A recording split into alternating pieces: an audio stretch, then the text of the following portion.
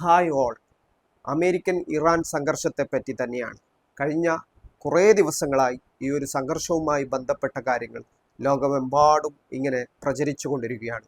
പ്രത്യേകിച്ചും മിഡിൽ ഈസ്റ്റിൽ വളരെ വലിയ കലുഷിതമായ അന്തരീക്ഷത്തിലേക്ക് ഇത് കടന്നു പോകുമോ എന്നുള്ള സാഹചര്യം സൃഷ്ടിക്കപ്പെട്ടിരിക്കുകയാണ്. ഇറാൻ ആദ്യം തന്നെ അമേരിക്ക ഏതെങ്കിലും രീതിയിലുള്ള ആക്രമണങ്ങൾ നടത്തിയാൽ പശ്ചിമേഷ്യയിലുള്ള അമേരിക്കൻ വ്യോമത്താവളങ്ങൾ തങ്ങളുടെ ആക്രമണത്തിൻ്റെ പരിധിയിലായിരിക്കുമെന്നുള്ള ഒരു സുപ്രധാനമായ ഒരു നീക്കം നടത്തിയിരുന്നു. ഈ നീക്കം എന്നുള്ളത് മിഡിൽ ഈസ്റ്റിലെ മറ്റു രാജ്യങ്ങളെ വളരെയധികം ആശങ്കാകുലരാക്കിയിരുന്നു. പ്രത്യേകിച്ചും ഖത്തറും സൗദിയും UAEയും ബഹ്റൈനും അടക്കമുള്ള രാജ്യങ്ങളിൽ ഈ അമേരിക്കയുടെ വ്യോമത്താവളങ്ങൾ നിലവിലുള്ള സാഹചര്യത്തിൽ അവിടുത്തെ വ്യോമപരിധി ഉപയോഗിച്ചുകൊണ്ട് ഇറാൻ ആക്രമിച്ചാൽ ഇറാൻ ആ വ്യോമത്താവളങ്ങളെ കേന്ദ്രീകരിച്ച് തിരിച്ച് ആക്രമണം നടത്തുമെന്നാണ് ആദ്യം തന്നെ വ്യക്തമാക്കിയിരിക്കുന്നത്. ഈ ഒരു പശ്ചാത്തലമാണ് മിഡിൽ ഈസ്റ്റിനെ കലുഷിതമാക്കിയത്. പക്ഷേ കഴിഞ്ഞ ദിവസങ്ങളിൽ ഒരു സുപ്രധാനമായ ചില നീക്കങ്ങൾ നടത്തിയിരിക്കുന്നു. അത് സൗദി അറേബ്യയും UAEയും ഒക്കെയാണ്. UAE തന്നെ വളരെ വ്യക്തമായിട്ട് കഴിഞ്ഞ ദിവസം ചില കാര്യങ്ങൾ പറഞ്ഞു. തങ്ങളുടെ വ്യോമപരിധിയും ഏതെങ്കിലും രീതിയിലുള്ള ലോജിസ്റ്റിക് സഹായവും ഈ യുദ്ധമുഖത്ത് ഇസ്രായേലിനോ അമേരിക്കക്കോ തങ്ങളുടെ ഭാഗത്തു നിന്നും ഉണ്ടാവില്ല. തങ്ങളുടെ വ്യോമപരിധി ഈ ഒരു ആക്രമണത്തിന് ഉപയോഗിക്കാൻ പാടില്ല എന്നുള്ള കർശനമായ ഒരു തീരുമാനമാണ് UAEയുടെ ഭാഗത്തു നിന്നുണ്ടായിരിക്കുന്നത്. അഥവാ ഇറാൻ ആദ്യം തന്നെ വളരെ വ്യക്തമായി പറഞ്ഞ കാര്യമാണ്, ഈ ഒരു ആക്രമണം ഉണ്ടായാൽ അമേരിക്കൻ വ്യോമത്താവളങ്ങളുള്ള ഏതൊക്കെ രാജ്യങ്ങളുണ്ടോ ആ രാജ്യങ്ങളിലെ അമേരിക്കൻ വ്യോമത്താവളങ്ങളെ തങ്ങൾ ലക്ഷ്യം വെക്കുന്നത്. ഈ ഇറാനെ പിന്തുണച്ചുകൊണ്ട് ഈ യമനിലെ അൻസാറുള്ളയും അഥവാ ഹൂത്തികളും ഈ ഒരു നിലപാട് സ്വീകരിച്ചിട്ടുണ്ട്. ഇറാനെതിരെയുള്ള ആക്രമണങ്ങൾ തുടർന്നാൽ ഈ ഒരു മേഖലയിലുള്ള കപ്പലുകൾ, ചരക്കു ഗതാഗതമൊക്കെ അമേരിക്കൻ കപ്പലുകൾ, ഇസ്രായേലി കപ്പലുകളൊക്കെ തങ്ങളുടെ ലക്ഷ്യത്തിന്റെ പരിധിയിലായിരിക്കുമെന്ന് അവരും പ്രഖ്യാപിച്ചിട്ടുണ്ട്. കഴിഞ്ഞ ദിവസം ലെബനനിലെ ഹിസ്ബുള്ളയുടെ സെക്രട്ടറി ജനറൽ ഷെയ്ഖ് നഈം ഖാസിം കഴിഞ്ഞ ദിവസം ഒരു കാര്യം പറഞ്ഞു. അത് ഈ യുദ്ധത്തിൽ ഇറാൻ ഒറ്റക്കായിരിക്കില്ല എന്നും തങ്ങളും ഇറാന്റെ പക്ഷത്ത് നിലയുറപ്പിക്കുമെന്നുമുള്ള ഒരു തീരുമാനമാണ് ലെബനനിലെ ഹിസ്ബുള്ളയുടെ ഭാഗത്തു നിന്നും ഉണ്ടായിരിക്കുന്നത്. അഥവാ ഇറാന്റെ കൂടെയുള്ള സഖ്യകക്ഷികളായ പല ഗ്രൂപ്പുകളും യുദ്ധമുഖത്തേക്ക് തയ്യാറായിരിക്കുന്നു എന്ന് തന്നെയാണ് ഇത് വ്യക്തമാകുന്നത്. അതുകൂടാതെ തന്നെ ഇറാഖിലെ ഇറാനെ പിന്തുണക്കുന്ന റെസിസ്റ്റൻസ് ഗ്രൂപ്പുകളും സായുധ ഗ്രൂപ്പുകളും പൂർണ്ണമായിട്ടുള്ള ഒരു പോരാട്ടത്തിന് തയ്യാറാണ് എന്നുള്ള നിലപാടാണ് സ്വീകരിച്ചിരിക്കുന്നത്. എങ്കിൽ ഇറാനുമായിട്ട് ബന്ധപ്പെട്ട സംഘർഷ സാഹചര്യത്തിൽ അമേരിക്കൻ്റെ പ്രധാനപ്പെട്ട യുദ്ധക്കപ്പലായ എബ്രഹാം ലിങ്കൺ യഥാർത്ഥത്തിൽ ഈ ഒരു പരിധിയിലേക്ക് എത്തിക്കൊണ്ടിരിക്കുന്നു, അവിടെ നങ്കൂരമിട്ടിരിക്കുന്നു എന്നുള്ള വളരെ പ്രധാനപ്പെട്ട ഒരു വാർത്തകൾ കഴിഞ്ഞ ദിവസം ലോകമാധ്യമങ്ങൾ റിപ്പോർട്ട് ചെയ്തിരുന്നു. ഈ കപ്പലിനെ മുക്കുമെന്നുള്ള ഒരു തിരിച്ചുള്ള മറുപടിയാണ് ഇറാന്റെ ഭാഗത്തു നിന്നുണ്ടായിരിക്കുന്നത്. ഏതായാലും എന്തുകൊണ്ടാണ് ഇറാനിൽ ഇത്തരത്തിലുള്ള നീക്കങ്ങൾ നടക്കുന്നത് എന്ന് നമ്മൾക്ക് പരിശോധിക്കേണ്ടി വരും. അങ്ങനെ നമ്മൾ പരിശോധിക്കുമ്പോഴാണ് കഴിഞ്ഞ 12 ദിന യുദ്ധങ്ങൾ, അഥവാ ഇസ്രായേലും ഇറാനും നേരിട്ട് ഏറ്റുമുട്ടിയ 12 ദിന യുദ്ധത്തിൽ അവസാനം ഇസ്രായേൽ ഒരു സമാധാന കരാർ അമേരിക്ക മുഖേന ഉണ്ടാക്കുകയും അതുമൂലമാണ് ആ യുദ്ധം അവസാനിച്ചത്.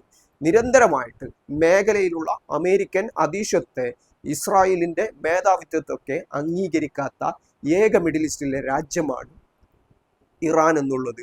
അതുകൊണ്ട് തന്നെയാണ് ഇറാനെ ലക്ഷ്യം വെച്ചുകൊണ്ട് വളരെ വലിയ പദ്ധതികൾ അതിനുശേഷം അമേരിക്കയും ഇസ്രായേലും ചേർന്ന് നടത്തിയത്.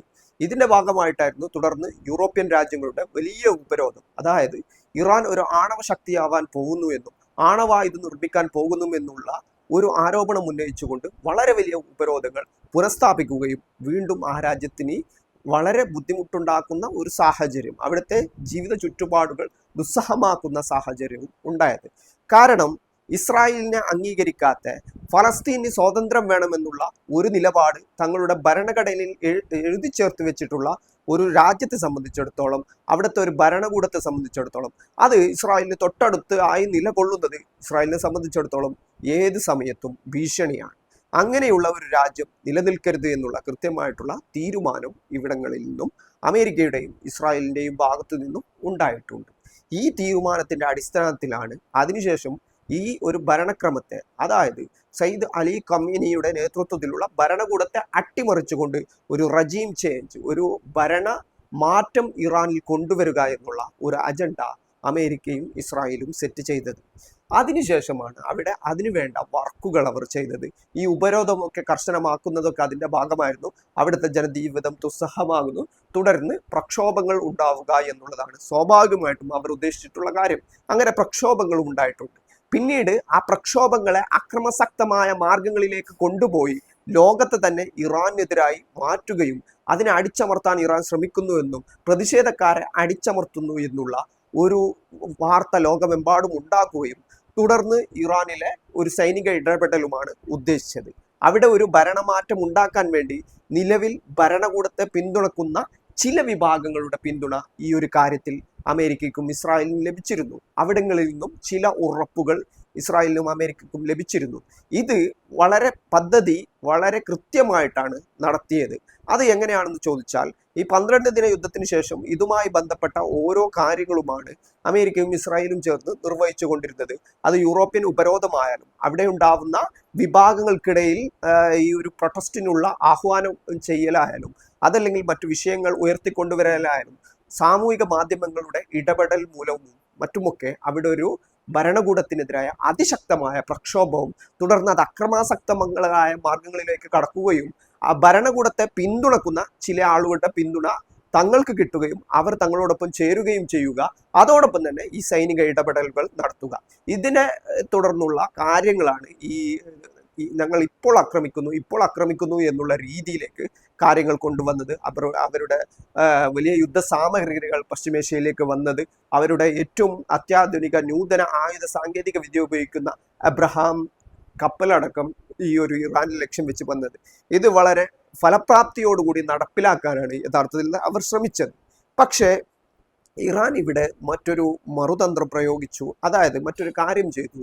ഈ ഒരു വിഷയം കൃത്യമായിട്ട് മനസ്സിലാക്കി അവിടങ്ങളിൽ ഒഴിഞ്ഞു കയറാൻ ചാരന്മാരെ മനസ്സിലാക്കി, മൊസാദിന്റെ ഏജന്റുമാരെ പിടികൂടി, ആക്രമണങ്ങൾ നടത്തിയ ആളുകളെ പിടികൂടി, വിവിധ ഇടങ്ങളിൽ നിന്നും IRGCയുടെ ഇറാൻ റവല്യൂഷണറി ഗാർഡ്സ് കോപ്സിന്റെ ടീംസ് ഇറാന്റെ വിവിധ ഭാഗങ്ങളിൽ ഈ വർക്കുകൾ ചെയ്തു. അങ്ങനെ ഈ ആക്രമണം നടത്തുന്നവരെയും അവരെ പിന്തുണക്കുന്നവരെയും അവർക്ക് ലഭിക്കുന്ന ആയുധങ്ങളെയും പറ്റിയുള്ള വിവരങ്ങൾ ലോകത്തിന് മുമ്പിൽ ഇറാൻ വെച്ചു.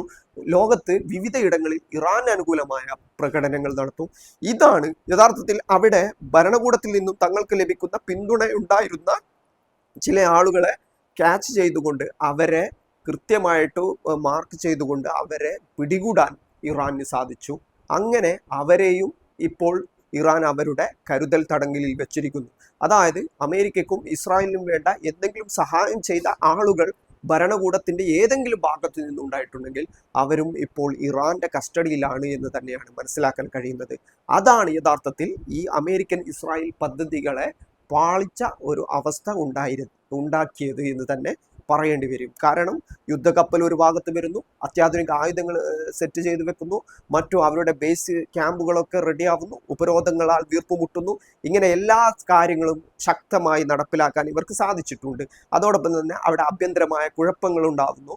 ആ കുഴപ്പങ്ങളിൽ നിന്നും മുതലെടുത്തുകൊണ്ട് അവിടെ ഒരു ആക്രമണമായ അല്ലെങ്കിൽ വളരെ വലിയ രീതിയിലുള്ള അരാജകത്വം ഉണ്ടാക്കിക്കൊണ്ടുള്ള ഒരു കടന്നുകയറ്റമാണ് ഉദ്ദേശിച്ചത്. ബാക്കിയൊക്കെ അതേ രീതിയിൽ വന്നിട്ടുണ്ട്. പക്ഷെ ഭരണകൂടത്തിൽ നിന്നും അവർക്ക് ലഭിക്കുന്ന പിന്തുണ, രാജ്യത്തിനകത്തു നിന്നും ഇവർക്ക് ലഭിച്ചുകൊണ്ടിരിക്കുന്ന പിന്തുണ, ഈ പിന്തുണ ആരുടേതാണെന്ന് മനസ്സിലാക്കിക്കൊണ്ട് അവർക്ക് കൃത്യമായിട്ട് അതിന് മറുമരുന്നുകൾ ഇറാൻ നൽകി.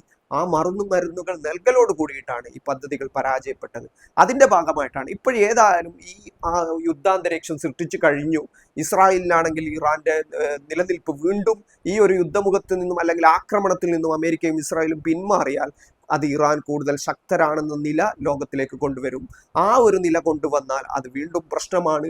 ഇറാന് കൂടുതൽ മേൽക്കോയ്മ ലഭിക്കുന്ന ഒരു സാഹചര്യത്തിൽ ഉണ്ടാവും.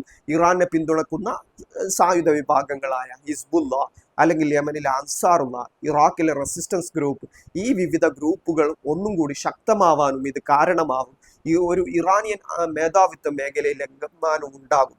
ഇതാണ് പ്രധാനപ്പെട്ട സാഹചര്യം എന്നുള്ളത്. ഇതിനോടൊപ്പം തന്നെ ചേർത്ത് വായിക്കേണ്ടതാണ് റഷ്യയുടെയും ചൈനയുടെയും അല്ലെങ്കിൽ അമേരിക്കൻ വിരുദ്ധ ചേരിയിലിരിക്കുന്ന മുഴുവൻ രാജ്യങ്ങളുടെയും നിലപാട് എന്നുള്ളത്. നിലവിൽ അമേരിക്കൻ മേധാവിത്വത്തിനെതിരെ, ഇസ്രായേൽ മേധാവിത്വത്തിനെതിരെ നിലപാടെടുക്കുന്ന ഏറ്റവും പ്രധാനപ്പെട്ട രാജ്യമാണ് ഇറാൻ എന്നുള്ളത്. ആ രാജ്യം ഈ യുദ്ധത്തിൽ ഇല്ലാതാവരുത് എന്നുള്ള ഒരു നിലപാട്, അമേരിക്കൻ ആക്രമണം ഉണ്ടായാൽ, ഇസ്രായേലി ആക്രമണങ്ങൾ ഉണ്ടായാൽ അതിനെ മറികടന്നുകൊണ്ടൊരു പ്രതിരോധം സൃഷ്ടിച്ചുകൊണ്ട് ഇറാൻ നിലനിൽക്കേണ്ടത് ഈ റഷ്യയെ സംബന്ധിച്ചിടത്തോളം, ചൈനയെ സംബന്ധിച്ചിടത്തോളം, അമേരിക്കൻ വിരുദ്ധ ചേരിയിലുള്ള മുഴുവൻ രാജ്യങ്ങളെ സംബന്ധിച്ചിടത്തോളം ഏറ്റവും നിർണായകമാണ്. അതുകൊണ്ട് തന്നെ ഈ രാജ്യങ്ങൾ അവർക്ക് മറ്റു പല രീതിയിലുള്ള ആന്തരികമായ പിന്തുണകൾ നൽകുന്നുണ്ട്,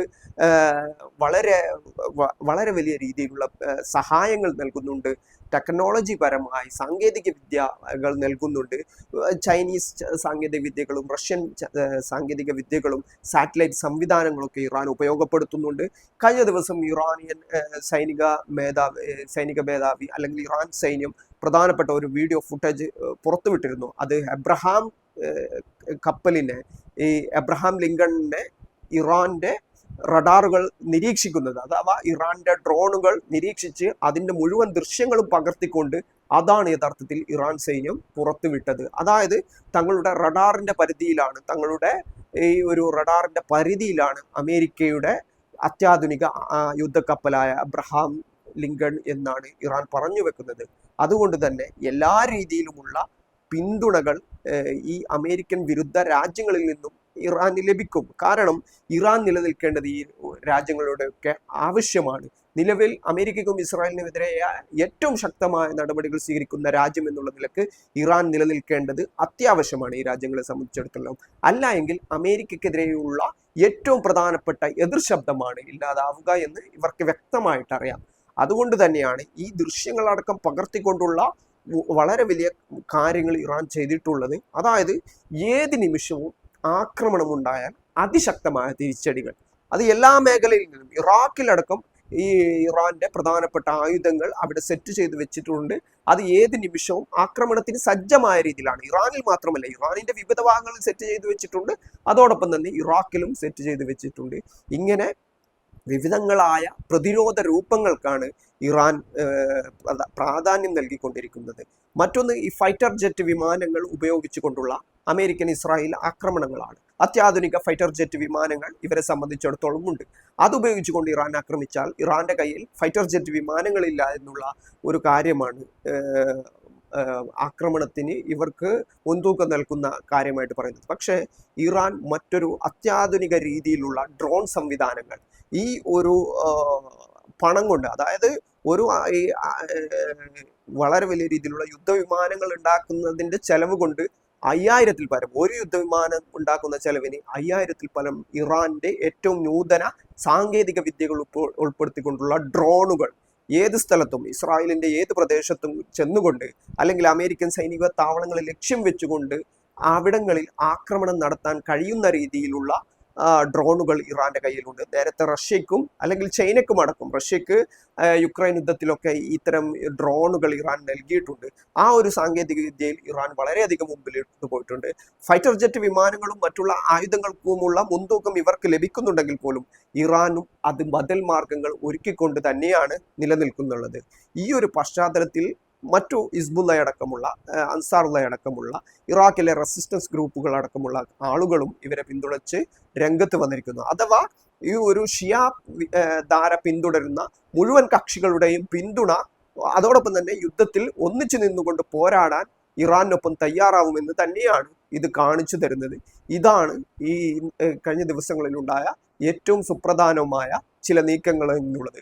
അടുത്ത 24 മണിക്കൂറോ അല്ലെങ്കിൽ 48 മണിക്കൂറോ എന്നുള്ളത് വളരെ നിർണായകമാണ്. അമേരിക്കയെയും ഇസ്രായേലിനെയും സംബന്ധിച്ചിടത്തോളം ഈ ഒരു വലിയ ആക്രമണം ഇറാനിലേക്ക് നടത്താൻ പോകുന്നു എന്ന് പറഞ്ഞുകൊണ്ട് പിന്മാറിയാൽ അത് അവരെ സംബന്ധിച്ചിടത്തോളം ഏറ്റവും വലിയ തിരിച്ചടിയാവും. കാരണം ഞങ്ങൾ ആക്രമിക്കുന്നു എന്നുള്ള പ്രതീതി സൃഷ്ടിച്ചുകൊണ്ട് എല്ലാ സംവിധാനങ്ങളും ഒരുക്കിക്കൊണ്ട് അവിടെ തയ്യാറായി നിൽക്കുക, അല്ലെങ്കിൽ ആ രീതിയിലെ കാര്യങ്ങൾ ലോകത്ത് പ്രചരിപ്പിക്കുക. പക്ഷെ അവസാനം ഇറാൻ ആക്രമിക്കാൻ കഴിയാതെ പിന്മാറേണ്ടി വരുന്ന ഒരു സാഹചര്യം അവർക്ക് പ്രതിസന്ധി സൃഷ്ടിക്കും. അമേരിക്കയെ സംബന്ധിച്ചിടത്തോളം അവിടെയും ആഭ്യന്തരമായ നിരവധി പ്രശ്നങ്ങളുണ്ട്. ഇസ്രായേലിനെ സംബന്ധിച്ചിടത്തോളം അവിടെയും ആഭ്യന്തരമായ നിരവധി പ്രശ്നങ്ങളുണ്ട്. ഈ രണ്ട് രാജ്യത്തിന്റെയും ആഭ്യന്തര പ്രശ്നങ്ങൾ മറികടക്കാൻ കൂടി ഒരു ആക്രമണങ്ങൾ ഏത് നിമിഷവും ഉണ്ടായേക്കാം എന്ന് തന്നെയാണ് ലോകം ഇപ്പോൾ വിശ്വസിച്ചുകൊണ്ടിരിക്കുന്നത്.